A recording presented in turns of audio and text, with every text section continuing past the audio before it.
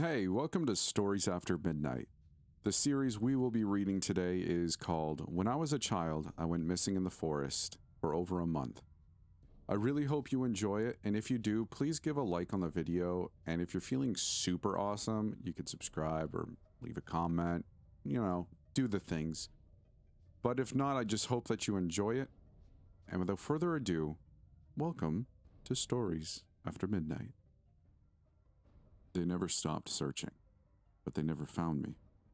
A month later, I just walked out of the forest on my own. The strangest thing was, I looked perfectly okay. My clothes were clean, my body was unburdened, I was fed and I couldn't remember anything, besides going to the forest with my grandmother. They couldn't figure out how an 8-year-old boy survived in the forest for a full month and came back unscathed. I still remember the look of relief on my grandmother's face when she saw me. The tears streamed down her face, making me cry too. The way she held me so tightly, not wanting to lose me again. I went to therapy after that, but no matter how much they tried to jog my memory, it remained empty. There was no real trauma to my mind, so shortly after I stopped going. I moved on from this strange experience, not able to fully grasp the impossibility of what had happened at that young age. But I'm older now, and even though I cannot remember it, I can understand just how scared my grandmother must have been. But I'm not here to tell you a story about something that I cannot remember. I started remembering recently, and 2 days ago I struck up a conversation with my grandmother about that odd event. I asked her, "Do you remember when I went missing for a month?" Her expression instantly grew grim, and she looked at me with this intensity in her eyes. Despite her old age, my grandmother was a fierce woman. "I remember," she said in a hushed whisper, her gaze dropping down to my feet. "I started having dreams of the forest," I told her truthfully. She looked back up at me again, her eyes showing a glint of surprise. "Dreams?" she asked me to elaborate. "Yes. I'm always walking in them. The forest is all around me. I can hear sounds, leaves crunching, branches snapping, and birds chirping. I can feel the warmth of the sun on my skin." My grandmother listens intently. I can see her tapping her fingers on the chair in a nervous tick. Then the forest slowly grows silent. First the chirping, then the trees swaying, leaves crunching, branches snapping. The sun disappears too and it grows dark, but I continue walking, and each time I end up in front of a staircase. I get chills just thinking about that staircase. A staircase? It is always in perfect condition, untouched by Mother Nature. It looks like the staircase had been taken straight out of a house, but they lead nowhere. It's a different one in each dream. Some are old, some are modern. My dream ends the moment I take the first step. My grandmother sighs loudly. It's not a sigh of relief, it's more like she's sighing because a burden had been taken off her shoulders. "Do you know how you went missing?" she asks me. "No," I admit. "One day you were playing outside in the backyard like you always did. I was in the kitchen making lunch." She looks at a picture beside her on a dresser. It's a picture of both of us taken when I was 7. She picks it up and continues speaking. "I always taught you and reminded you not to wander off into the forest, but despite that, I still kept my eye on you through the windows." "So I wandered off?" My grandmother chuckles. "No, I wish that was what happened instead." She places the picture back and takes a deep breath. "I was watching you play with some sticks, having completely forgotten the potatoes that I was cooking. The water started running over the top and I ran over to clean up. It only took a minute or two. When I was back at the window," her lips and hands were trembling, and she took hold of her armrests. I swallowed the saliva that had collected at the top of my mouth. "I saw you walking into the forest, but you weren't alone. I saw myself, holding your hand, walking into the forest." She began tearing up. "I ran after you. I screamed and shouted and looked for you, but the moment you entered the forest, it was like you simply disappeared." My hands began trembling too, the memory of walking into the forest with my grandmother tugging at my mind. I stood and walked over to my grandmother to hold her. "It wasn't your fault," I said. She cried at my arms. I cried too. After a while, we calmed down and began talking again. "What was it that took me?" I questioned her. "I thought it was a skinwalker at first," she answered, wiping her nose with a tissue. "But if it were a skinwalker, you wouldn't have returned alive. You wouldn't have returned at all. So I don't know what took you, but I'm glad you returned. I wouldn't have been able to bear losing you too, like I lost your parents." I squeezed her hand that I still held tightly and smiled at her. Not wanting to stress my grandmother anymore, I dropped the topic, and shortly after, I drove home. I had a dream that night. It was the same dream, but something was different. In my previous dreams, I was always alone, but in this dream, I felt a presence with me. No matter how hard I looked, I couldn't see it, but I knew it was there. I didn't feel like it wanted to harm me, but it didn't feel like it wanted to help me either. When I got to the stairs, this time I recognized them. I had seen these stairs before, but I couldn't remember where. There were only 6 steps, and unlike the rest, the stairs looked old and abandoned. They were wooden, but they had begun rotting. When my feet moved to step onto them, I felt a strong hand on my shoulder, and the dream ended before I took that step. Once I woke up, I remembered where I had seen them. They belonged to an old cabin in the woods. The cabin was maybe a mile out from my grandmother's house, and I decided to go for a hike. I informed my wife that I'd be gone for the majority of the day and apologized to my 6-year-old for leaving so early during the holidays. Today was a Thursday. My grandmother wasn't a fan of my idea to go out alone, so she decided to accompany me. She knew this forest like the back of her hand, so having her come along was reassuring, but her back is so bad, so I also wished she'd stay behind, but there was no convincing her otherwise.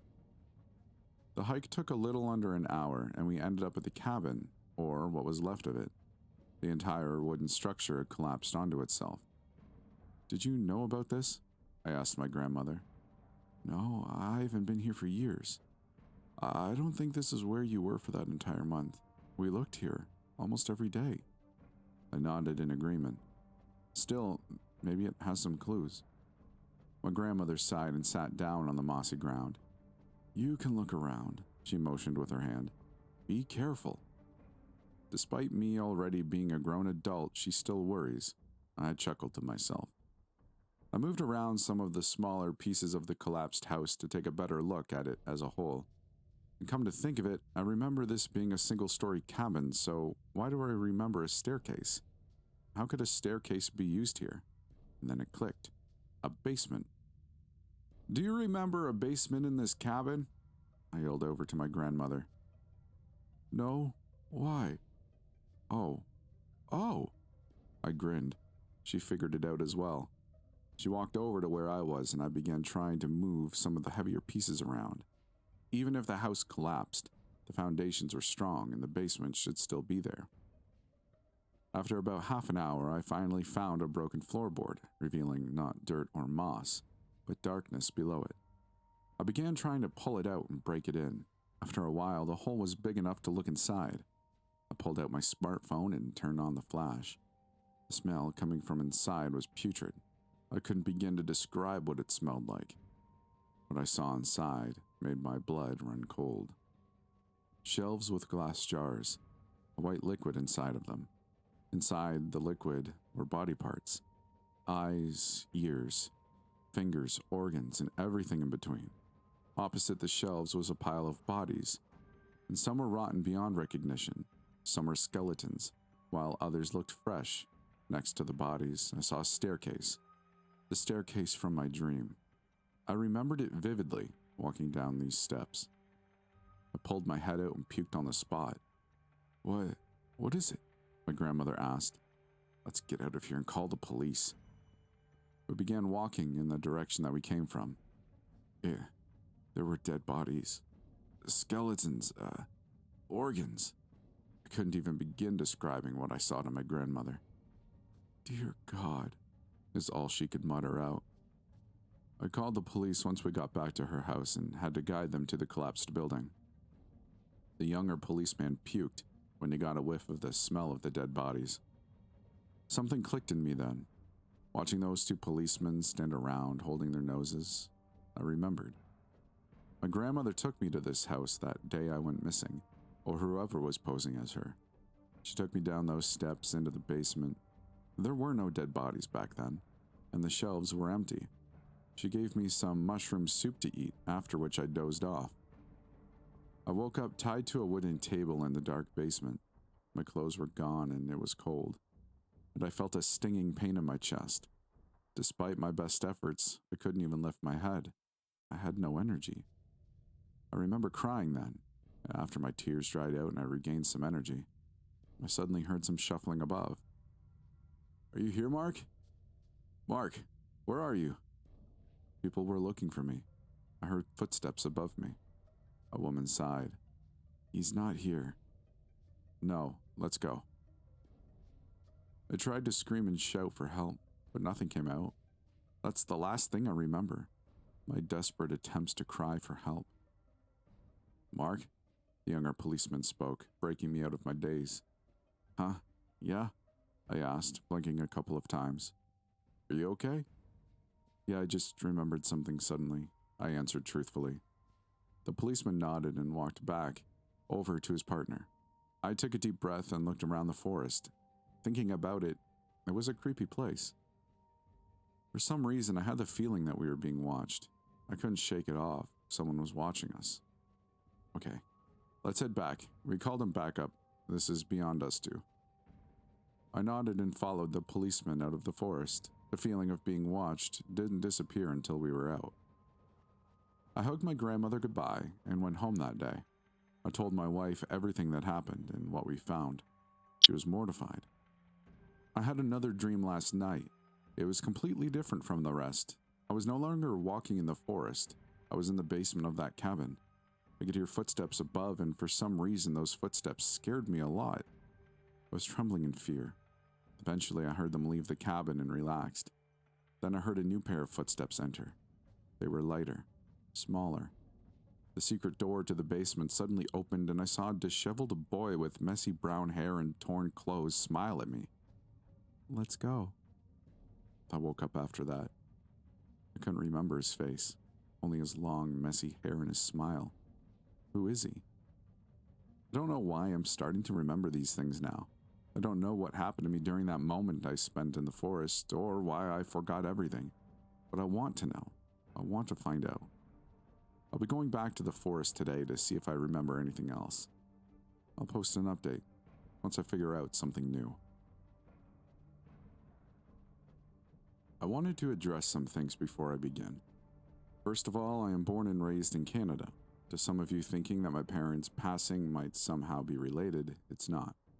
They died in a car crash, according to my grandmother. And for people worrying about me going to the forest alone, I won't. I'll be going today. I wasn't able to yesterday, and you're about to find out why.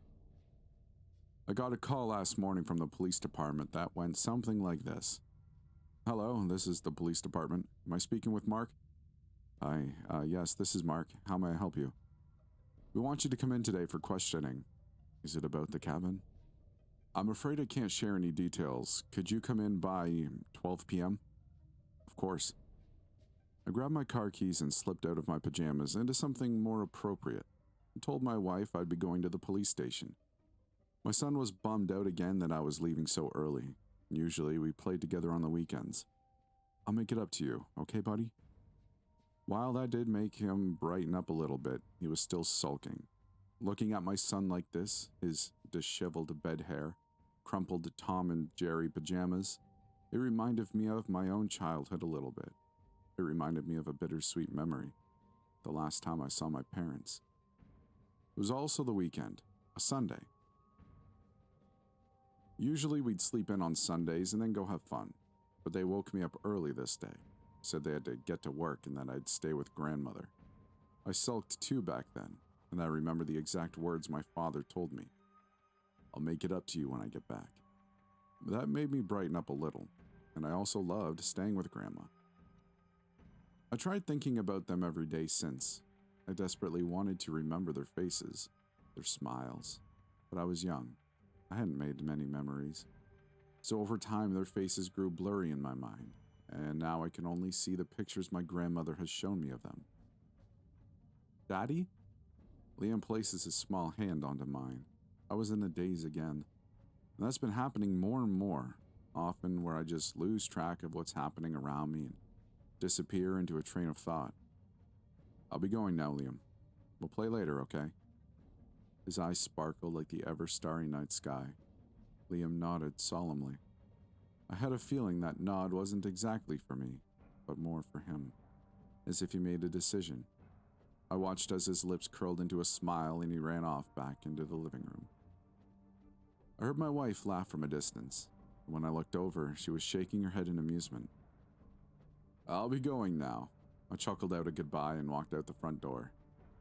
I tried to rack my brain during the short 15-minute drive to the station. Tried to remember the boy from my dream, but all my thinking only resulted in seeing a blurry vision of my dream. But all my thinking only resulted in seeing a blurry version of my dream that only grew more blurry and confusing the more I thought about it. And once I arrived at the station, I noticed that the parking lot was unusually full for a Friday. And as soon as I walked inside, I was met with two large men dressed in black. Follow us, they said in a commanding voice, and I obliged, falling in place behind them. We passed through a series of corridors and a couple flights of stairs. Eventually, we ended up in the front of an elevator, which was strange since we should be at the very back of this building judging by how long we were walking.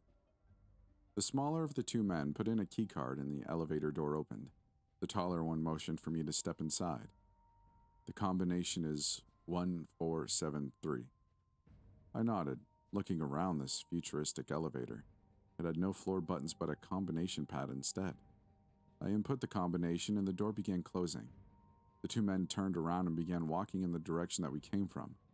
The elevator buzzed to life and began descending. And what I thought would be a couple-second ride actually lasted a couple of minutes. It eventually slowed to a stop, and another set of doors opened up behind me instead, catching me by surprise. I was met with a dimly lit hallway that seemed to have no end. Both walls were lined with doors, each one about 20 feet apart. One of the first doors were opened, and I noticed a middle-aged woman with brown hair tied into a bun standing in the doorway, motioning for me to come over. My feet began moving in her direction, as I took in the craziness of my situation. When I was within a couple feet of the woman, I realized that I recognized her. She was one of the people I spoke with when I walked out of the forest a month later. I don't really know why I remember her so clearly, but I do. I think her name was Laura. She stepped aside and let me enter the small room. It looked like your average interrogation room. Two simple chairs with a small square-shaped table between them, and on the opposite side, a one-sided mirror, a door to the left of that. I sat with my back to the mirror, and she sat in front of me. Do you remember me? She asked. Yes, you were one of the people looking for me when I went missing. Laura? Yes, yeah. It's nice to see you're doing well, Mark. She pulled out a folder out of her leather bag and placed it on the table. Do you know why you're here? Because of the cabin? I answered, leaning forward and placing my arms on the table. She nodded.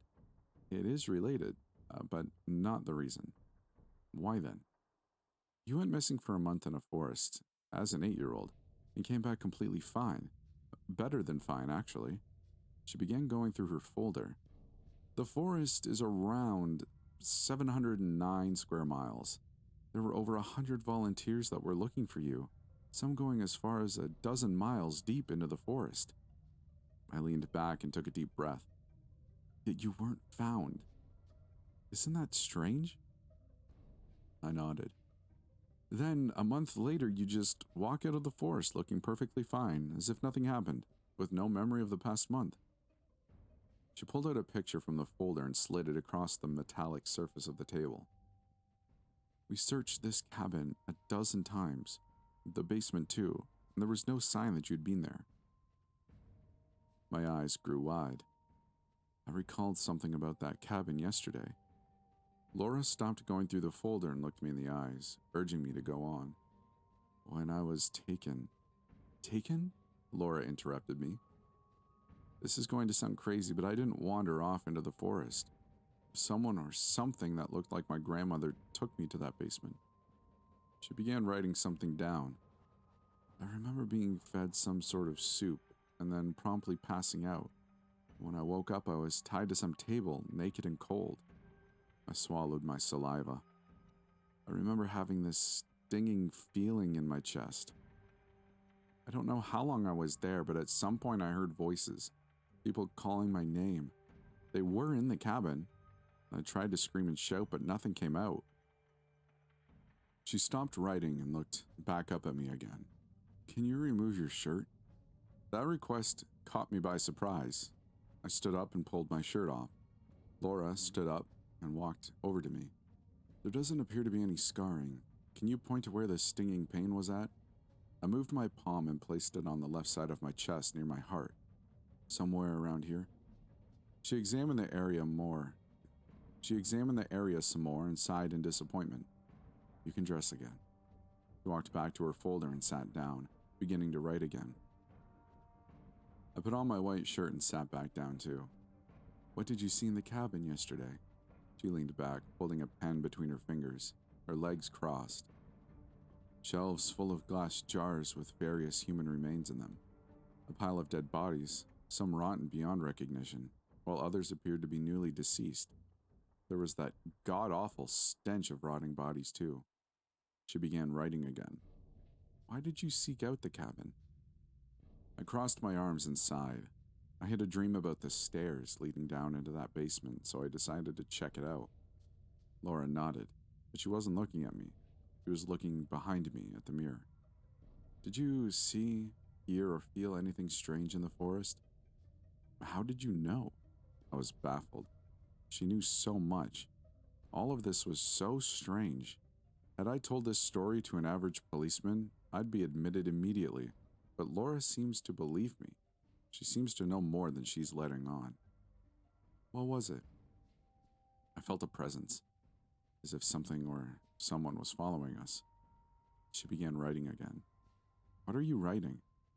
Merely documenting our conversation, she answered in a monotone voice. Then what is the camera for? Pointed with my chin to the top left corner of the room. Laura stopped writing and looked towards it. It's broken. Then without missing a beat, she asked another question. Do you remember anything else? I leaned back and thought about it for a moment. Do I remember anything else? Last night I had a dream of that cabin in that basement. There was another boy, maybe my age, that came to help me. Her eyes grew wide. Another boy. Yes, he looked all dirty, with messy brown hair and torn clothes. But it was just a dream, so I don't... Laura interrupted me with another question while sliding another picture to me. Was this him? The picture showed a young brown-haired boy wearing red overalls and a big, wide smile on his face. His eyes were obscured as if blurred out. I couldn't make them out. I'm not sure. I didn't get a good look at his face in my dream.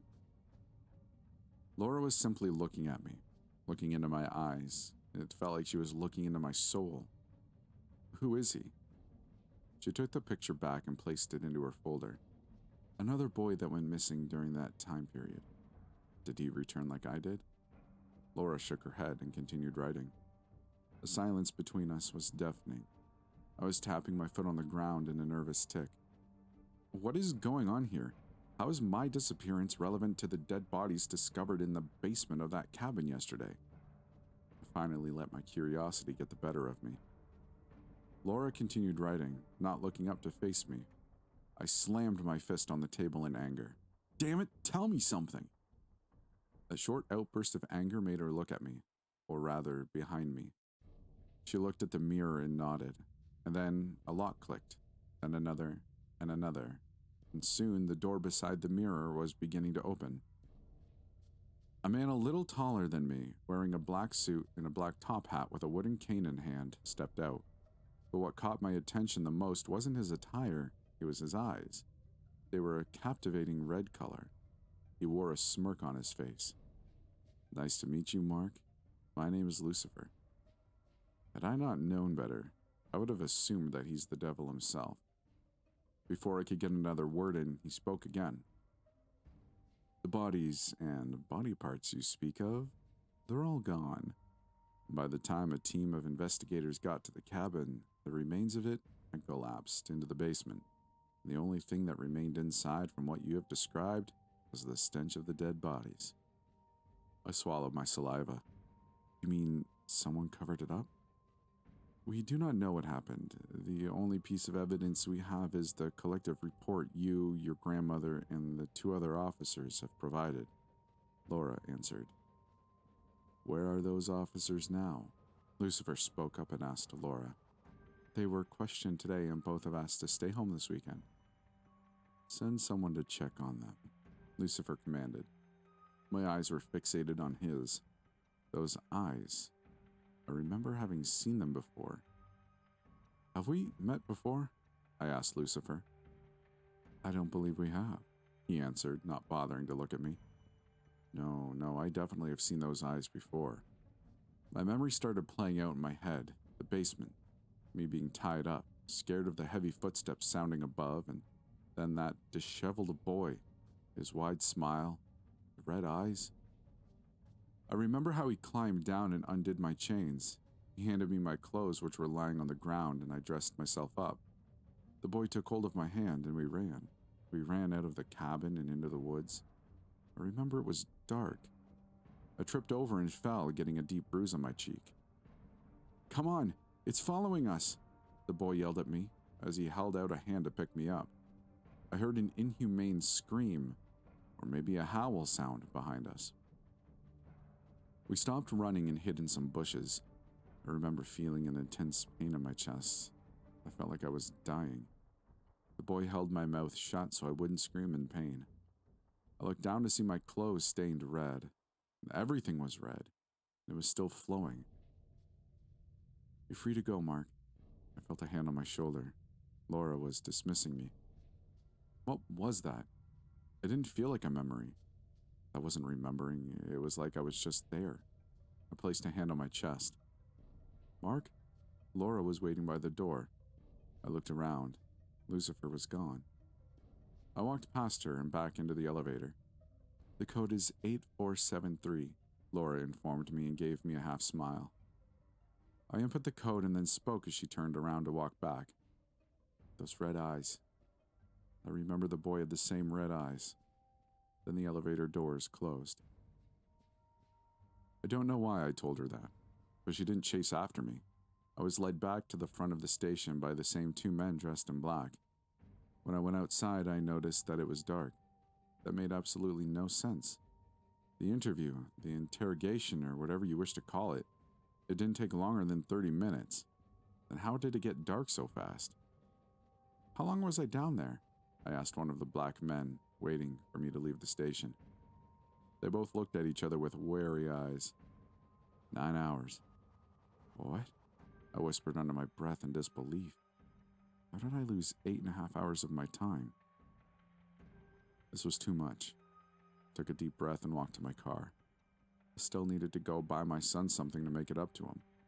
I barely got to the store in time and had a couple of minutes to run through. I decided on a cheap Lego set. He loves Legos. When I got home, my son was already asleep. My wife was watching something in the living room. Where have you been? She asked me in an angry, hushed whisper. It took longer than I thought at the police station. You missed all my calls and texts, she snarled at me. Huh? I pulled out my phone. There were indeed over a dozen calls and texts. I'm sorry. I apologized, giving her a kiss on the forehead. Liam drew something for you. It's on the kitchen counter. Also, dinner's in the fridge. You can microwave it. I nodded and apologized again, walking over to the kitchen. I placed the Lego set on the counter and looked around for Liam's art. It was upside down.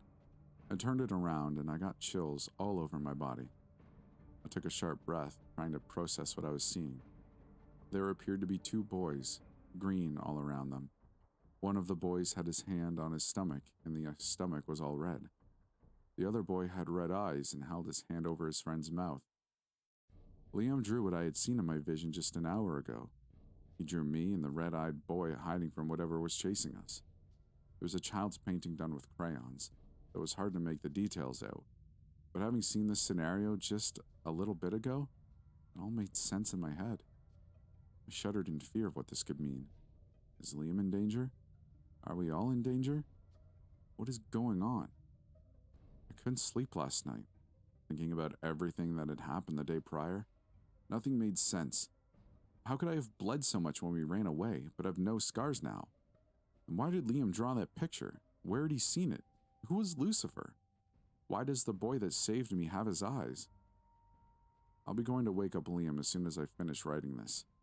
I need some answers, and his painting might be the key to everything. I made myself a cup of coffee with shaky hands in the morning. The lack of sleep from staying up all night was getting to me. It was only 7 a.m., but I was getting jittery. I simply couldn't wait any longer. So I gulped the remainder of the bitter coffee down in one go and walked upstairs to my son's room.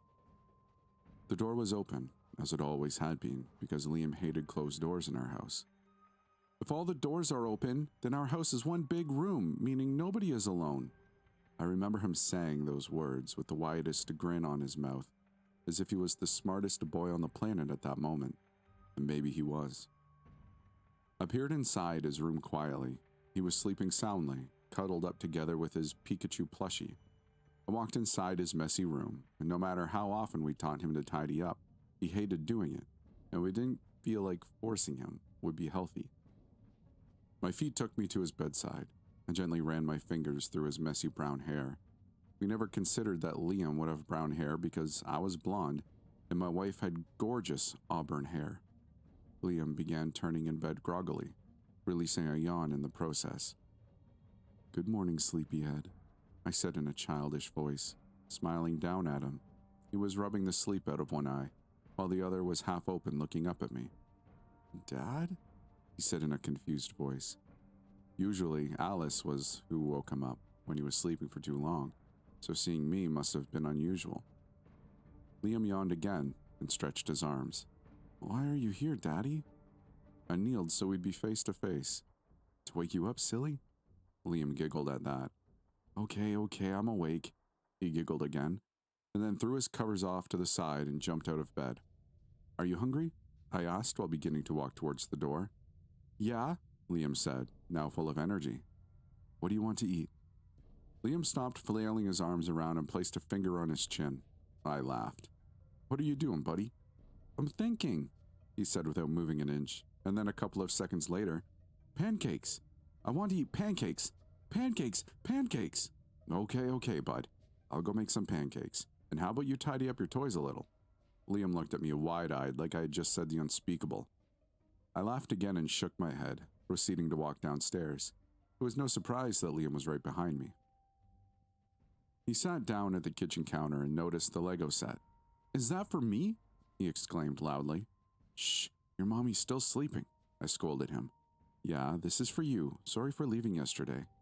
"It's okay, Daddy." His grin was from ear to ear as he opened up the box and began playing with it. Meanwhile, I began making the pancake batter. "Did Mommy give you my drawing?" Liam asked in a somewhat shaky voice. I stopped whisking the batter and walked up to him, picking up his drawing in the process. His hands were shaking slightly, his eyes were pointed at his feet. "I did. It's a beautiful drawing. Thank you, Liam." Liam looked up at me. His eyes were tearing up. He looked scared, afraid. I moved my hand to wipe away a stray tear coming down his face. "Don't cry, Liam. It's okay." He nodded and wiped away the snot coming out of his nose, using the sleeve of his pajamas. I shook my head, somewhat amused. "What is this supposed to be, Liam?" I placed his drawing in front of him. He lifted his shaky hand and pointed at the boy with red eyes. "Daddy's friend." Then his hand moved to the boy with a red chest. "Daddy." His hand moved back down to his side. "Where did you see this, Liam?" He shook his head in response. "He said I can't say, or you'll get hurt." "Who did?" He shook his head again, his eyes tearing up. "It's okay, Liam. Daddy won't get hurt." He looked up at me with his eyes full of wonder. I often wondered what he saw, or what he was looking for. At this moment, however, I knew what he was looking for.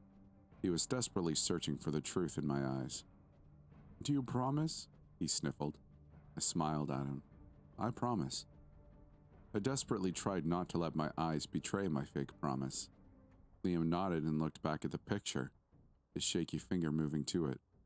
"Daddy's friend told me." "The boy with red eyes?" Liam nodded again and sniffed, wiping away his tears. "Where did you see him?" He shook his head. I released the breath I was holding and tightly embraced my shaken son. "It's okay," I whispered into his ear, and he broke down crying.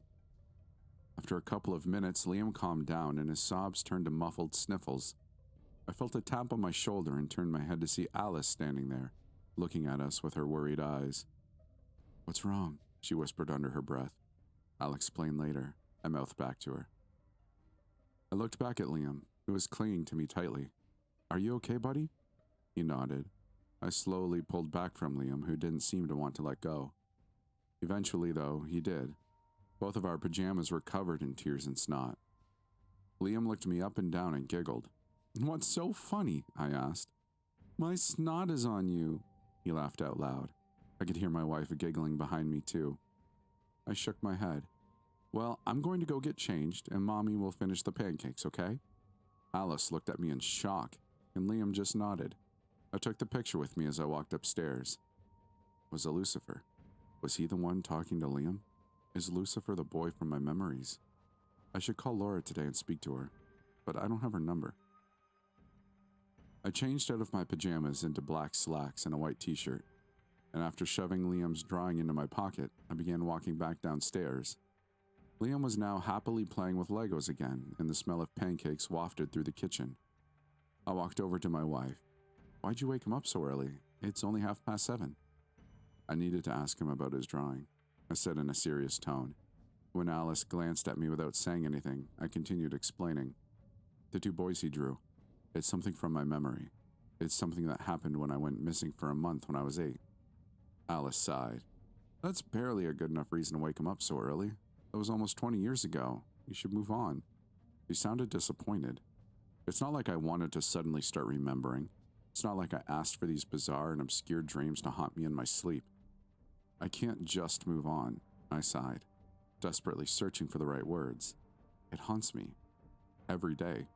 I keep remembering more and more. I have nightmares about it." Alice turned and looked me in the eyes. "Maybe," she began speaking, her gaze dropping just below my eyes. "Maybe you should speak to a therapist again." "A therapist?" I snarled under my breath. I couldn't believe her. How was a therapist going to explain all those dead bodies I found under the cabin? "Maybe that's exactly why you should go to therapy, to get over that trauma. I can't imagine you being fine after discovering something like that." She raised her tone too. I took a deep breath. "It's not that simple." She scoffed and turned her back around to care for the pancakes. I took another deep breath. My stress levels were over the roof this morning, and I needed a smoke. Even though I had quit years ago, my wife still smoked. I walked out of the kitchen, through the living room and into the hallway. I found Alice's purse and fished out a pack of cigarettes and a lighter. I slipped into my flip-flops and walked outside, lighting the cigarette. I took the first puff and immediately felt a little more at ease, but then I struggled with inhaling the smoke and began coughing. Something shifted in my vision, and I felt lightheaded. Then suddenly my vision went black. I blinked a couple of times and the light returned to me, my vision still blurry. I was in the forest. "Mark! Mark!" I heard a distant voice whisper to me. It sounded distorted, like a glitch, like I wasn't supposed to hear it. I was still coughing, except this time I felt a hand covering my mouth and the coughs were coming from the pits of my stomach, accompanied by blood. I looked down at my arms. They were stained in it too. To my left were the red eyes of the boy that saved me. Those eyes were full of desperation. Imagine you were climbing a cliff with your buddy and fell. How would your friend look at you as your body tumbled into the abyss? "Stay quiet," he whispered into my ear. I had almost forgotten we were being chased. This is just a vision. Then why does the excruciating pain in my chest feel so real? It felt like I was being stabbed in the same place repeatedly. It was unbearable. I could hear heavy footsteps treading all around us. It made me wonder, what was it that was pursuing us, and why? Could it be whatever or whoever turned into my grandmother? Something else entirely. My breathing was heavy. It felt like I had a huge boulder weighing down on my lungs, and the coughing wasn't helping my situation. And we stayed like that, huddled up together in a bush for what felt like hours. Eventually, the footsteps began growing more and more distant until we couldn't hear them anymore. The pain, however, only worsened. I felt my savior's hand relax and it moved away from my mouth, and in that exact moment, I retched forward, a stream of blood escaping my mouth. I fell backward with a rough landing, making me cough again, and then watched as the boy inspected me with curiosity. "Your stitches came undone," he said while removing his shirt. "Can you move? Get up?" I shook my head in response. He lifted me and began trying to pressure my wound by tying his shirt around my torso. I couldn't even fathom how a boy my age knew to do something like this. Despite the pain, I felt all around my body right now. My mind was clear. I had so many questions I wanted to ask, but my lips wouldn't open. As if I wasn't meant to speak right now. As if fate itself was holding my mouth shut. There. Should be better. The boy admired his handiwork. Then he began going through his pockets. He pulled out a ziplocked plastic bag with what looked to be white pills. He took one out. "Open wide," he instructed me, and I obliged. He placed the pill on the top of my tongue. "Try to swallow it. It'll make you feel better." I wondered if it was a painkiller, and if it was truly powerful, because as soon as I somehow managed to swallow the pill, the pain began subsiding in my chest, and not even a minute later, I could breathe again. It was gone. What is this miracle medicine? "What happened?" I muttered, still trying to catch my breath. "Your organs, it took them." The reality of that didn't really hit me at first. It was like my 8-year-old mind didn't understand what that meant, but my 28-year-old mind was in full panic mode right now. "Who did?" "It." The boy was crouching beside me, still alert for whatever or whoever was chasing us. "Was it who was chasing us?" He nodded. I pulled myself off the ground, slightly wincing in pain. I could tell my younger mind didn't understand what organs meant, and I could tell that it was curious. "What organs did it take?" The boy looked me in the eyes with surprise. He scratched his head as if deciding whether to tell me or not. Then he stood up and motioned for me to follow. "I'll take you where it's safe." I felt at ease with this boy, but his red eyes scared me. I'd never seen someone with red eyes before. We quietly walked through the forest, jumping at every twig snapping or leaves crunching. The conversations were minimal and done in hushed whispers. "What's your name?" he asked me after some time. "Mark, what's yours?" I answered and asked back. "Iris," he replied, glancing back to make sure I was right behind him. I smiled at him, and he turned back. We continued walking through the eerily still and dark forest in silence. After a couple of more minutes, Iris stopped walking and I almost bumped into him. "We're here." He took hold of my hand, which surprised me. He pulled me to stand next to him, and in front of us was a tall, spiral staircase made of brick or stone, looking brand new. He clutched my hand tightly. "All of them." "What?" I asked, confused. "It took all of them," he said, again. He pulled me forward to walk, and my vision grew blurry. Both of my eyes were stinging and tense, like I had something inside of them. I tried to blink it out, and soon the light began returning to me. Sunlight. The intense burning receded, and I could see again. I was back on my front porch. My cigarette was nothing but a burnt-up bud. My head was throbbing with an intensity I hadn't felt before, and I felt lightheaded. I held onto the doorframe for support, and once the sudden wave had passed, I steadied myself and re-entered my house. The sudden waft of pancakes relaxed my tensed-up body that was still feeling the distant sting of the chest wound from my memories. I still hadn't fully processed what happened, the things that I learned, the things that it meant. I instinctively pulled out my son's drawing from my pocket. My blood froze when I saw it. It had changed. I saw the backs of two boys holding hands, and in front of them, a spiral staircase leading to nowhere. Why did it change? How did it change? I walked into the kitchen, still looking at the drawing. Liam was eating his pancakes, and my wife was nowhere to be seen. Liam? I said in a higher-pitched tone. He looked at me with curiosity. Then his eyes went wide when he saw the drawing I was holding. Do you know something about this? My tone was serious. He swallowed. It's you and your friend. I sighed. I need to calm down. Liam has done nothing wrong. I'm sorry, Liam. I apologized to him and walked upstairs. I need to clear my head. I also want to go to the forest. Maybe I can find these stairs I've been dreaming about, but I can't go alone. I still remember being stalked by whatever or whoever was in the forest the last time I went. I search for my phone and call my best friend Chris. It rings for about 15 seconds before he picks up. Mark, why are you calling me so early? Do you want to accompany me to the forest? What? Chris responded in a raspy, tired voice. What forest? Why? He added after a moment. Grab your gun too. I grabbed my keys and headed for the safe in my closet. My gun? Are we hunting? He sounded confused. For protection. After inputting the combination, I grabbed my gun, ammunition, and my gun holster.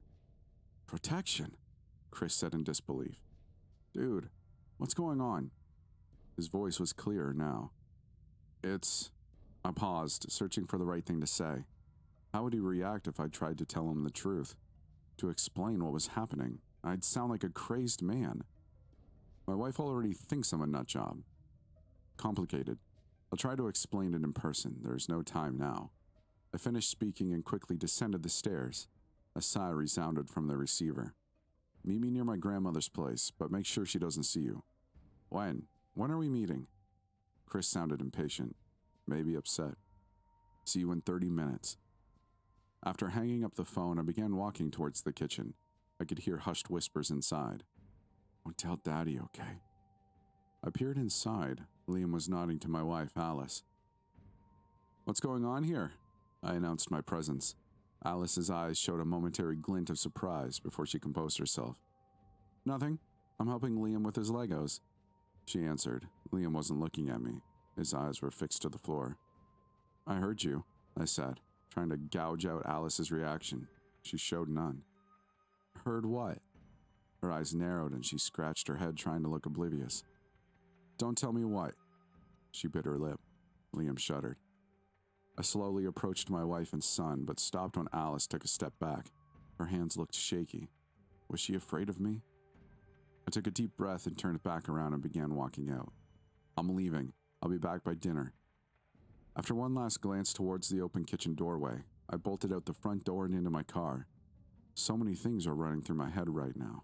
I just sat there, taking steady breaths. I lifted up my shirt to inspect my chest. There were no scars, no stitches, nothing. My organs were there, otherwise I wouldn't be alive. I wouldn't be breathing.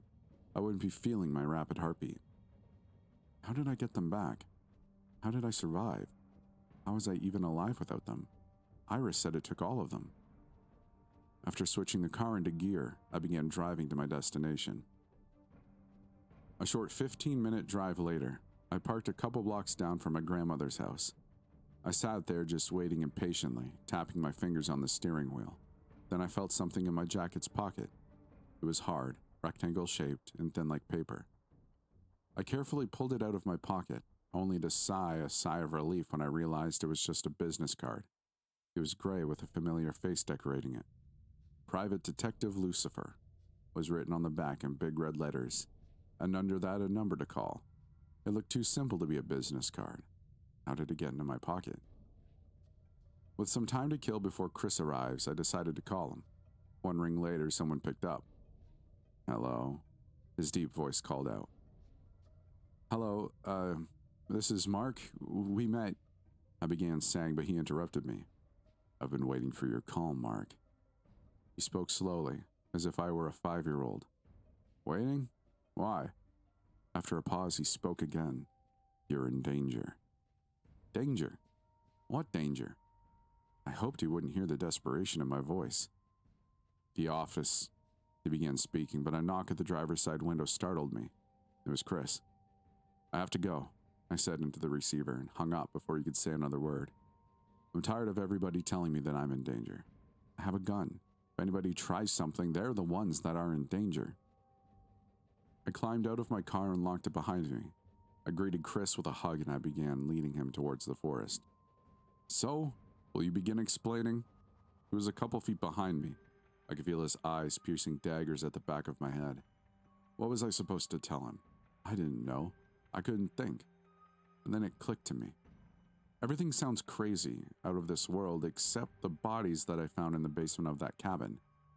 That was real. On Thursday, I ventured out into the woods to that old cabin behind my grandmother's house. I let the words speak for themselves.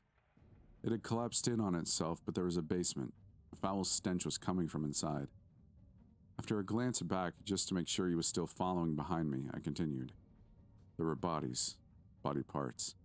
My phone buzzed in my pocket. I ignored it. Mark. Dang, man.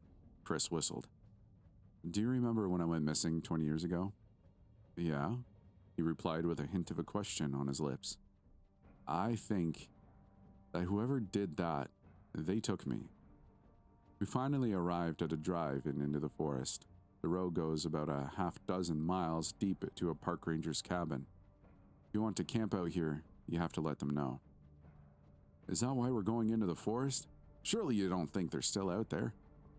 To answer his question, I began explaining.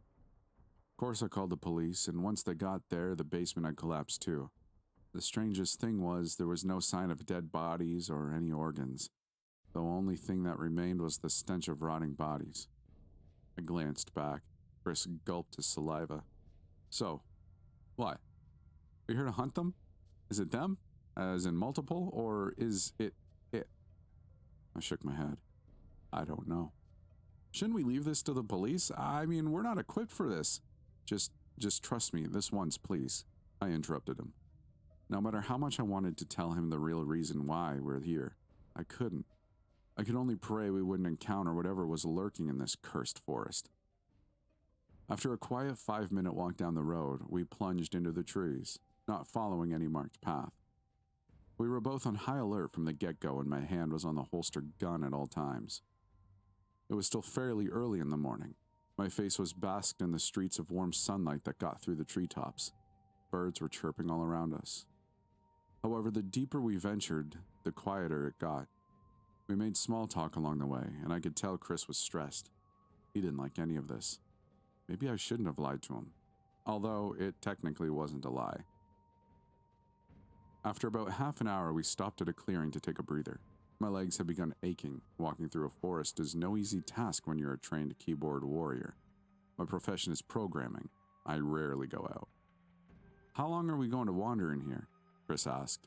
He wasn't tired, but I could guess he also didn't expect to spend a Sunday morning wandering through a forest. Until we find what I'm looking for, I responded. Man, we have no water, no food, no supplies, and we keep going deeper. Chris sighed. We'll get lost. He's right. I know he is. But still, I can't just leave empty-handed. It's like my spirit is being pulled into the forest.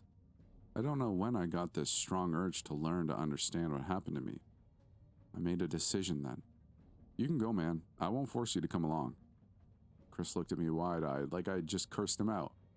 I'm not going to leave you alone. He stood up and took a deep breath. But if we get lost, I'll kill you myself. We both laughed at that, and I stretched my arms to the sky. All right, let's keep walking. Chris nodded, and we walked side by side, the mood now much lighter between us. We hadn't realized when the forest grew silent. Each twig snapping and leaf crunching appeared to be much louder than before. The birds had grown silent too, as if the slightest sound made would mean their death. Do you hear that? I asked Chris. Hear what? He glanced at me, his eyes betraying a glint of confusion. The birds. What birds? They're gone. We looked around us and listened in. You're right. We both stopped in our tracks, and that's when I felt it. A presence. I felt hostile. My hair stood on end and my muscles tightened. Do you feel it? I asked Chris. His hand was over his gun. Yeah. We were both on high alert, looking around for whatever was stalking us. We should move, Chris whispered into my ear. Yeah.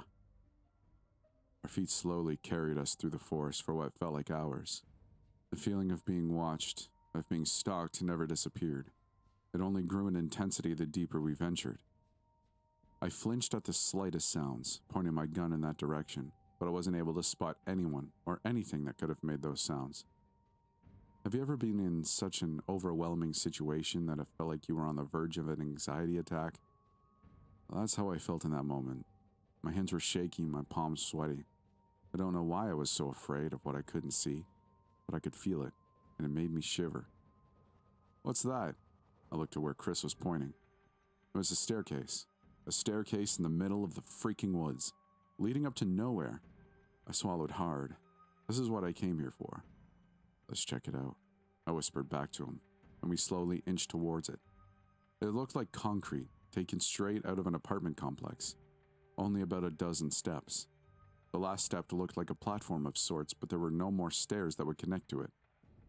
I heard a faint growl a couple of yards behind us. "Did you hear that?" Chris was panicking. We both stood still as statues as we looked towards the direction that the growl came from. Then it finally showed itself. It stepped out from behind a tree that was much too small to hide its large and tall body. At first glance, it looked like a wolf or bear hybrid that stood on its back paws, but the more I stared at it, the worse its appearance got. In place of what should be paws were human-like hands covered in scales, with long and sharp claws instead of nails. I would have called it a skinwalker if not for the two large horns protruding from the sides of its head like a bull. It had dark red eyes, which stared at us intently, instilling fear into our souls. Its head resembled a snake with a long, flexible neck covered in scales. Its body was half covered by fur and half by scales, which looked hard enough to reflect bullets. It wasn't only standing on what appeared to be its back paws, it was walking towards us, as if trying to imitate us. It sped its pace up. "Chris, run!" I yelled at him, and began sprinting towards the staircase. A moment later, I heard a gunshot and another growl, louder than the last one. I glanced back. Chris had shot at it. It was completely unharmed. "Chris!" I screamed at him. He turned around and bolted towards me. The thing behind us growled again. Another quick glance to make sure Chris was following me. I had noticed that the creature was running towards us on all fours. Its human-like hands with claws had transformed into paws. The staircase was just another yard away. When I got to it, I took the first step and then heard Chris scream in pain behind me.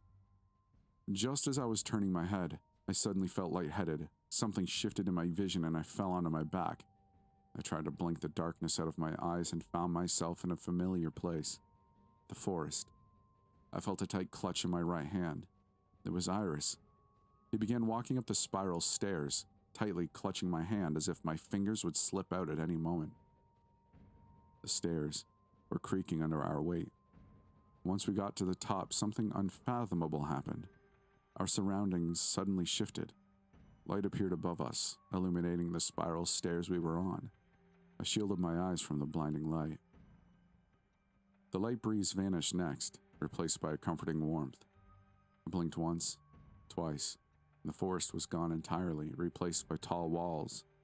They reminded me of the walls you'd see in a log cabin. Iris walked up the remaining steps, dragging me along. We were in some sort of cabin. It was warm and cozy. The fireplace crackled peacefully. Where are we?" I spoke up. Iris's grip had lessened. He released a deep breath he'd been holding. He turned around to look me in the eyes, half of his face covered in the warm light coming off the fire. "Home." I could feel the confusion on my 8-year-old face. Finally let go of my hand and got on one knee. "Take off your shirt," Iris instructed me, and I obliged. He placed his palm on my chest. I could feel the warmth radiating off of it. "It'll take some time to grow them back," he whispered under his breath. "Grow what back?" my 8-year-old self asked. "Your organs."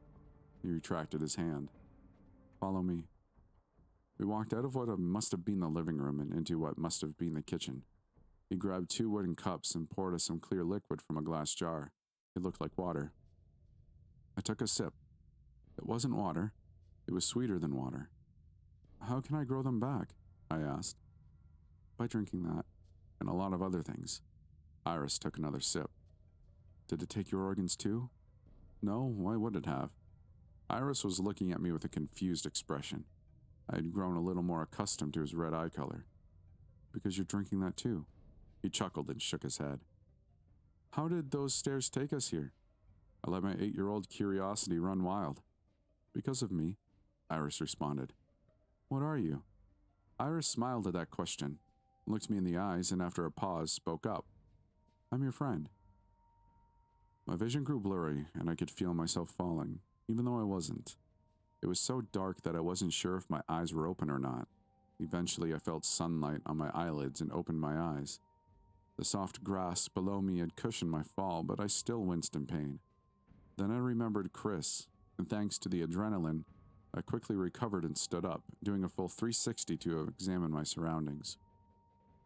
I sighed in relief when I noticed him collapse just a few feet away from me, but gasped in surprise and horror when I got closer and noticed that his head was gone. Chris! I wailed out loudly, dropping down on my knees next to his dead body, not caring if that monster heard me. This was all my fault. My fault. Tears were dripping down my face and onto his shirt. Through my blurry vision, I noticed that the staircase was still there, looming over us. Maybe, just maybe this could work. I stood up, picking up Chris's headless body and began limping towards the stairs. If I survived back then, maybe Chris can survive now. Have you ever jumped out of a plane with no prior experience? No parachute for a safe landing? All you can do is close your eyes and pray that you don't feel the impact. The brave ones keep their eyes open. They watch as the ground slowly gets closer. That's how I felt in that moment, while limping towards the staircase. I was completely unprepared, and my chances of survival were close to zero. When I was 8, I got kidnapped, and my organs were harvested. I somehow survived and grew them all back. Those words were bumping around in my head like an old TV's idle icon bumped around on the black screen. The more I thought about it, the less I believed it. But I had to believe. I had to, otherwise all hope of bringing my dead friend back to life would be lost. Chris's body was heavy. I had him on my back while hunched over, holding him by his arms, which were thrown over my shoulders. The tears wouldn't stop coming. I kept inching closer, taking small steps while breathing heavily. Once I finally reached the stairs, I hesitated. Everything about it just felt wrong. My mind rung alarm bells and raised red flags. Don't climb those stairs, it warned me. I gulped down the saliva that had collected on my tongue and took a deep breath. I chose to ignore the warnings my mind gave me, and I took the first step. I wouldn't do that if I were you. A deep, familiar voice announced its presence behind me. I took my foot off the first step and took my time to turn around to face him. Lucifer stood a few yards away. He still wore the same black suit and black top hat I had seen him wear the day before. Lucifer stood still like a statue. I have to. I shuddered back between my dying sobs. It is most unfortunate what happened to your friend. His gaze fell on the headless body on my back. I grew them back. Maybe he can too. Lucifer shook his head. You're not in your right mind. And after a pause, he added, I can help you. You can bring Chris back? I felt a tiny sliver of hope. I would have done anything to bring him back, even sell my soul to the devil. He bit his lower lip and took a step forward. I'm not sure if your friend can be saved. He has him now. My friend is on my back, I snarled back. Lucifer shook his head again. That is not your friend. What kind of nonsense is he saying? I let go of Chris's arms and let his body fall onto the stairs behind me. I turned around and began examining his body. He wore the same clothes, he had the same body build, even his birthmark on the neck was in full view. I turned to face Lucifer again. He observed everything I did with cool, unbothered eyes. Looking at his red eyes, I noticed how much they reminded me of Iris's. Are you Iris? Lucifer's eyes twitched at that question. He put his cane down on the ground and took another slow step forward. You have his eyes. Lucifer's stoic face showed the slightest hint of emotion in the form of a momentary downward curve of his lips. He opened his mouth and moved his tongue around, as if he was speaking to me. I couldn't hear a word he was saying. He broke our eye contact and then took another step forward and spoke again. I still couldn't hear anything. "I can't hear you," I said, but those words weren't audible to me either. I could feel my mouth and tongue move as it always did, but I couldn't hear anything. I wiped away the tears that blurred my eyes and sniffled. I glanced back to look at Chris's body, feeling another giant pang of guilt, like a sharp knife piercing my heart. The pain I felt in my heart transferred to my head in the form of migraines. My vision darkened and I blinked, holding my head. Have you ever stood up too quickly and felt lightheaded? Your vision darkened and unfocused? That's how I felt then, multiplied by 100. I stumbled around trying not to fall, while desperately trying to blink the overcoming darkness away. Unfortunately, the lightheadedness defeated me, and I felt as I hit the grass below. In similar fashion to the previous visions, it took some time for my senses to return, and once it did, I found myself back in my 8-year-old body. I was in a cabin, except it wasn't the log cabin. It was in the cabin in which the kidnapper held me. I tried to move, but the tight ropes around my wrists and ankles prevented me from doing that. I tried to scream, and unlike the last time I was here, it worked. "Help!" I yelled at the top of my 8-year-old lungs. I yelled and I yelled until I heard footsteps up above. They were heavy. The secret door into the basement opened and a familiar man came down. His red eyes widened in surprise. "How are you alive?" his deep voice said, more a question to himself than me. It was Lucifer. I felt my entire body tense up as he got closer. I began inspecting my body. "You no longer have a heart, yet you still live." I gulped my saliva down and tried to stop the shaking. Lucifer's eyes looked like a wild beast's, impatiently waiting for their prey. They were wide. His lips were curved into a wide, creepy grin. Then I felt a sharp pang in my chest. With one swift motion, Lucifer pulled his hand out with one of my lungs. I screamed in pain. "Pain tolerance isn't high," he spoke in a clinical tone, as if taking notes. I felt so helpless, so lost. I just wanted the pain to end. I wished to die. He shoved his hand into my chest again, and I screamed. He clicked his tongue. "That is getting very annoying," he said in a displeased tone, and then pulled his hand out. He looked me in the eyes, and it was as if he was looking at a fly, something he could squash at a moment's notice. Lucifer licked his lips and spoke again. "This might hurt." He forced my mouth open and took hold of my tongue. Then he pulled. I wanted to scream. I wanted to shout, but I couldn't. My tongue was gone. He ripped it off like it was an old Band-Aid. I passed out from the pain. Everything went dark again. I thought the vision was over and that I'd return. I feared that. Now that I knew Lucifer was behind my disappearance, I didn't know what he would do to me. My senses returned to me and I found myself in a bed, back in the log cabin. Iris was sitting on the ground beside me. I just looked at him. I didn't even know how to begin expressing how thankful I was for being saved from Lucifer. I wanted to ask Iris why my kidnapper had his eyes, but I couldn't. I was merely reliving the past. I couldn't change or affect it in these visions. Iris looked up at me from the ground. His stoic expression curved into a friendly smile. "You're awake." I nodded. He jumped off the ground and walked out of the room. A few moments later, he returned with a wooden cup. "Drink," he instructed. I sat up in the bed and took the cup from his hand. It was the miracle organ regrowing liquid. There was something off about me. I could live or survive without any organs, and I had somehow regrown my tongue, judging by the fact that I could feel it in my mouth right now. Am I human? Iris had his head rested on the bed beside me. His eyes were looking up into mine. I chuckled. Iris smiled. For some reason, I still felt tired, sleepy, so I closed my eyes and drifted off into the darkness. My senses began returning to me, slowly. I pulled myself off the ground and sat down on the grass, rubbing my eyes. The wind was whistling a calming tune. Then my grogginess cleared, replaced by another migraine. I winced in pain. "Are you okay?" His deep voice caught me by surprise. It was much closer than before. He only stood about a dozen feet away from me. I hurried to my feet and caught whiff of an awful smell behind me. It smelled like rotten meat left in the sun for too long. I glanced back. Chris's body still lay there unbothered. Surely his body hadn't decomposed to the point of beginning to rot and smell in such a short time. I turned my attention back to Lucifer, desperately trying to keep my face cool. I didn't want him to know that I remembered, that I saw what he did to me.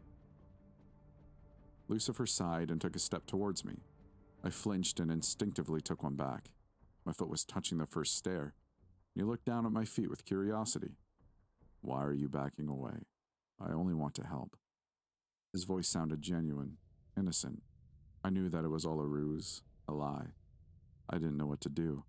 My options floated around in my head. Grab Chris and sprint up the stairs, hoping it transport me somewhere safe like that time with Iris. Convince Lucifer that I don't know anything and pray he doesn't slay me. Run off into the woods, leaving Chris behind. I didn't like any of my options, but I had to choose, and fast. "How did you find me?" I asked in an attempt to buy some time. What if he was the monster that decapitated Chris? Then a strange thought crossed my mind. Where is Chris's head? Surely it would be laying around here, somewhere. I started looking around, trying to spot it, but no matter how hard I looked, it was nowhere to be found. "I figured you'd come to the forest. All I needed to do was follow your shouts and screams." Lucifer placed his cane forward and took another step. There was now less than 12 feet between us, a distance that could be crossed in mere seconds. One wrong move and my head could fly too. "Why are you so afraid of me? I'm not here to hurt you." I bit my lower lip. My nervousness was showing itself in the form of a slight tremble. I took another step backwards, planting my foot onto the first stair. "Don't." He raised his voice, and then composed himself and lowered his tone. "Don't climb those stairs." "Why?" I was waiting for an opportunity to grab Chris's arms and pull him up. I'd rather climb the stairs than face Lucifer. He sighed. "It's dangerous." After seeing that I wasn't budging, he spoke again. "Do you remember the 2 officers that brought you to the collapsed cabin?" Why was he mentioning them now? What did they have to do with anything? I looked at him confused.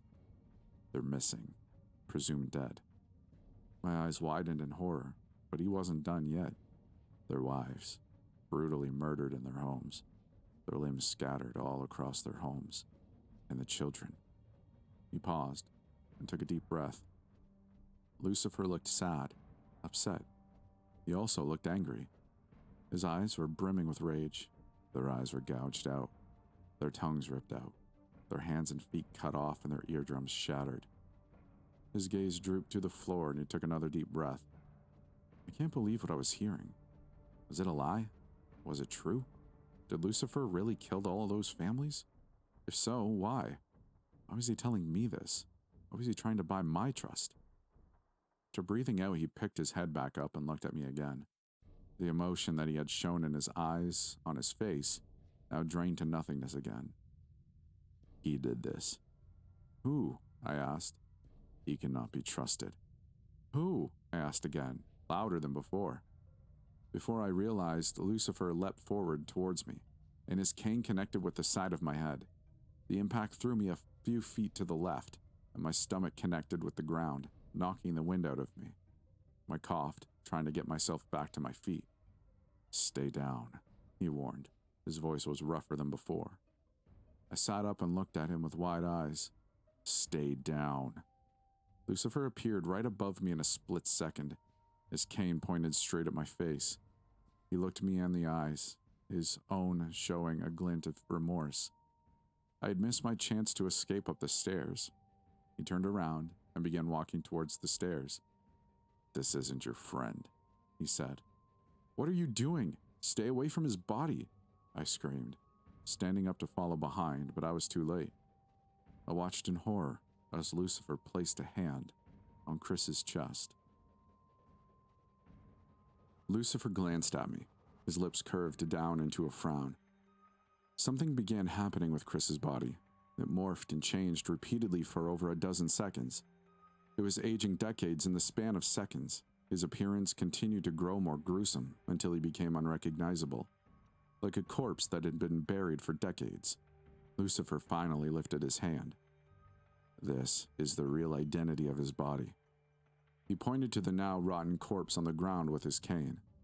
My eyes were darting between him and the body on the ground, and it wasn't Chris. Was he alive? What happened to him? Lucifer walked over to me. Your friend is alive. I still didn't know who to trust or what to trust. All that mattered right now was that Chris might be alive. Where is he? I looked up to meet his eyes. I was desperate, and I'm sure he knew that. He's been taken. By who? Where? Lucifer broke the eye contact and looked into the forest behind me. It's getting dark. We need to leave. I glanced up at the sky, and the sun was beginning to set. I didn't understand how that was possible. It was just morning. I'm not going anywhere until you tell me where Chris is, I hissed at him. Nothing was going to change the fact that he's my kidnapper from over 20 years ago. I couldn't bring myself to trust him. But if I wanted to see Chris again, my only choice was to listen to him. You collapsed earlier. What did he show you? Lucifer looked at me as he said that, as if he wanted to see how I would react. Show me? What are you talking about? I relived a memory, and nobody showed me anything. I know you've been having visions. What was the last one? He narrowed his eyes. How did you... I began saying, but Lucifer cut me off. Tell me. He scorned at me, as if I was merely an annoying fly between his fingers, and that tone scared me. I was afraid of what he'd do to me. I didn't want to relive what he had done to me all those years ago. I relived the torture that you put me through, ripping out my intestines, my tongue, all because I survived. I responded carefully, but I didn't hide my anger. His lips curved into an amused expression, as if I had just told him a funny joke. Curious, he said, then turned around and began walking off. I just sat there wide-eyed. He glanced back at me. What are you waiting for? We need to go. His authoritative tone forced my body to move. It stood without my mind allowing it to, and started limping towards Lucifer. I had no control. Chris, I hesitated. Where is he? Lucifer was a few feet in front of me, and something shuffled beside me, and Lucifer's head snapped in the direction the sound came from. He won't let us go this easy, he whispered under his breath. Another sound came from the trees, and a branch fell onto the ground, startling me. I took a step back. My body was listening to me again. Lucifer was on high alert. His eyes darted around us, as if he could see whoever was stalking us. Unlike the previous one, I felt no presence. I felt no eyes on me, but I knew it was there. I felt a sudden stabbing pain at the side of my head, and I collapsed to the ground. I gasped in pain, and my vision blurred. I could see two silhouettes facing off a few yards away. It was Lucifer and some animalistic-looking monster that stood on its two back legs. It wasn't the same thing me and Chris encountered. Or maybe it was.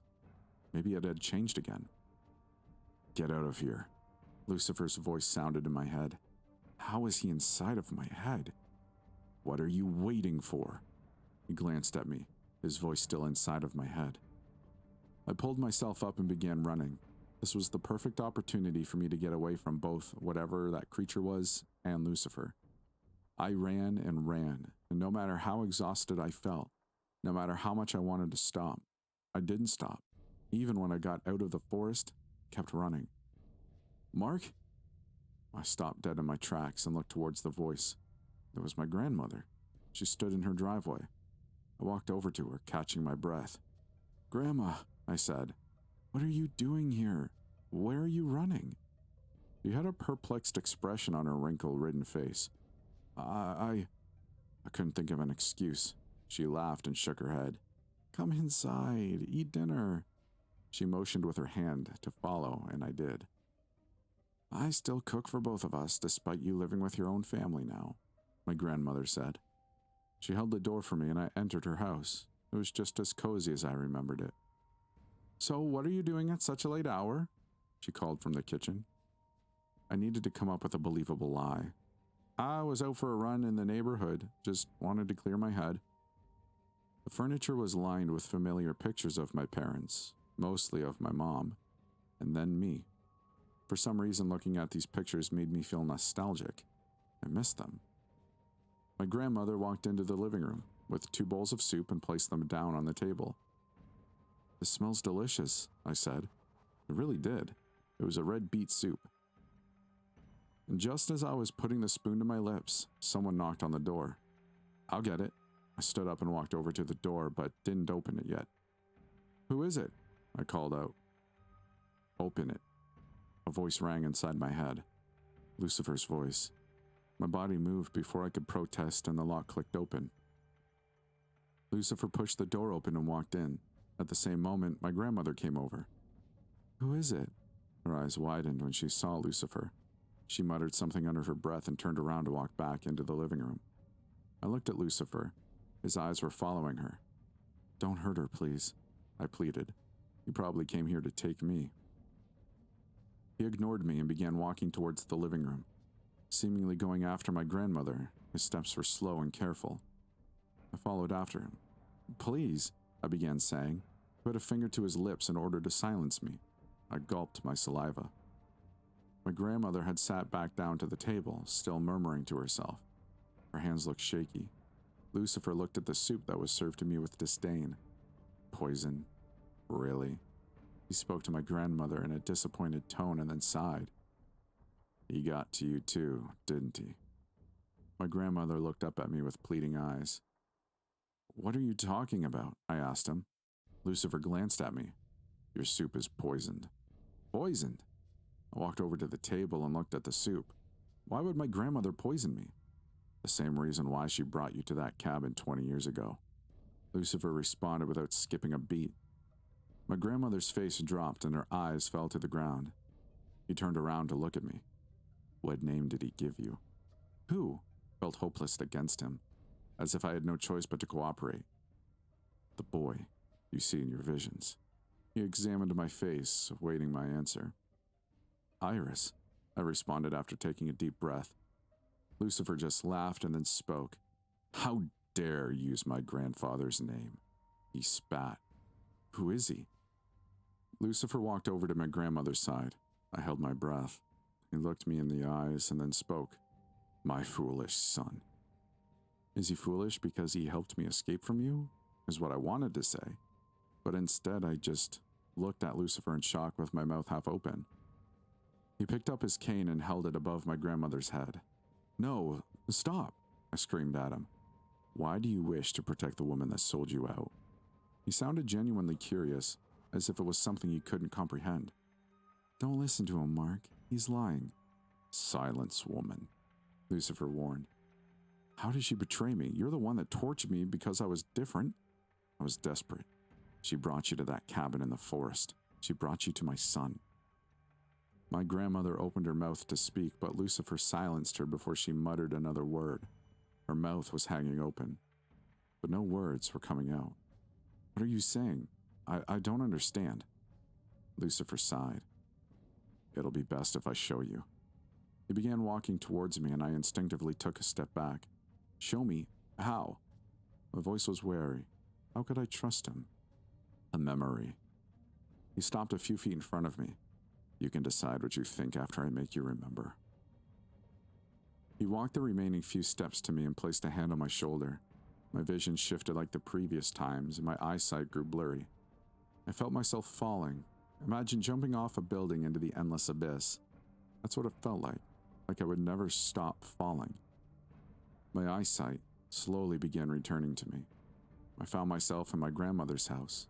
I was 8 again. I was playing outside, swinging on the swing. My grandmother waved to me from inside the house with a sad smile on her face. She walked away from the window, and I saw the silhouette of a second person walking after her. My curious 8-year-old self decided to snoop, so I walked over to the house and tried to listen in. "They refused, and they paid the price," a male, childish voice said. "Please, he's just a child." My grandmother sounded sad. "He's not an ordinary child." After a pause, the person added, "I will bring them back as soon as I'm done with the boy." "They will never forgive me." My grandmother was crying. "They won't even remember." She sniffled. "Good. Bring him to the cabin in the woods. There's a basement there. I'll be waiting. I heard footsteps and ran back outside. This is better for all of us. He's not human like you. Then a familiar boy walked out into the backyard. Iris smiled at me. Being the polite 8-year-old that I was, I waved and smiled back. He walked into the woods. My grandmother came outside soon after. "Do you want to go to the forest?" she asked. I giggled in excitement. "Yes!" She took my hand and walked into the forest. She brought me to the cabin. She made me mushroom soup with something in it, which made me fall asleep. My 8-year-old self couldn't understand what was happening. All I could think was, why? Why did she do this? My vision blurred as my body fell asleep. I woke back up in the present. I tried to blink the darkness away and opened my eyes to Lucifer observing me curiously. I was down on the ground. "Do you trust me now?" His deep voice sounded unsettling. I stood back up and walked over to my grandmother. "Why?" My voice was laced with hurt. "Why did you do it?" She looked up to meet my gaze. "You were not supposed to be born," she spat. "You were not supposed to come back alive," she added. "Why? Why did you tell me that I was kidnapped when we spoke a couple days ago? You cried in my arms." I was angry. I wanted to hurt her. "She felt guilty," Lucifer said from beside me. "When you were taken, she reported your disappearance 24 hours later. She never once mentioned seeing you being taken. All she said was that you wandered off." He began explaining. "I thought it was strange how you told Laura about a skinwalker-like creature that imitated your grandmother and took you into the forest." I looked at him in surprise. I didn't know he was capable of speaking so much. He usually only spoke as much as necessary. "I killed all the skinwalkers in this forest over 100 years ago." I nodded, pretending to understand. "What am I?"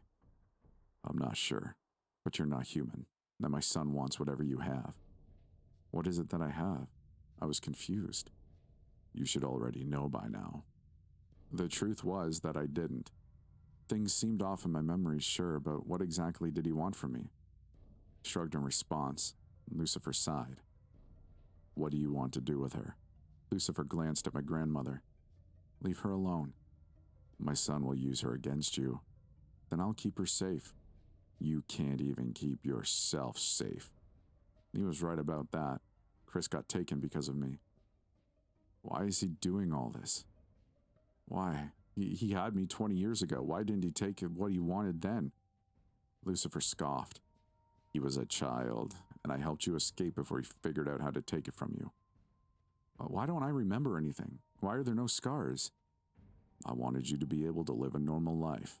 I helped you forget, and I transformed your body into what it was before all the scars were incurred. Similar to how that corpse was transformed to look like your friend's body." I looked at him wide-eyed. I had it all wrong. Iris never tried to help me. It was Lucifer. How do I know what's real and what isn't? You can't. I sat down at the table, and my legs were starting to feel wobbly. This was so much to process, so much to understand. I had finally learned the truth that I so desperately wanted. "We need to save Chris." I sighed loudly and leaned back. Lucifer smiled for the first time ever. "We will." I hope you enjoyed this series. If you did, give a like on the video, maybe comment, subscribe. If you'd like to do more than that though and support the channel, you become a channel member, but you know what, subscribing is just as cool.